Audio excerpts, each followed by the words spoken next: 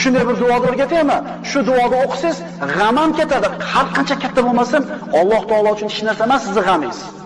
Va qarzingiz har qancha katta bo'lmasin, Alloh uchun hech narsa emas.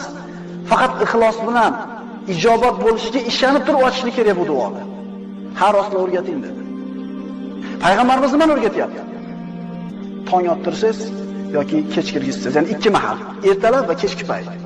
Allohumma inni a'udhu bika minal hammi wal hazan va a'udhu bika minal ajzi wal kasal va a'udhu bika minal jubni wal bukhl va a'udhu bika min ghalabati ad-dayni va qahri rijal. Faqat iymon bilan, e'tiqod bilan ijobat bo'lishiga ishonib turib, Parvardigoro, men sendan g'am va qayg'udan panoh tilayman. Ojizlik va yalqonlikdan panoh tilayman.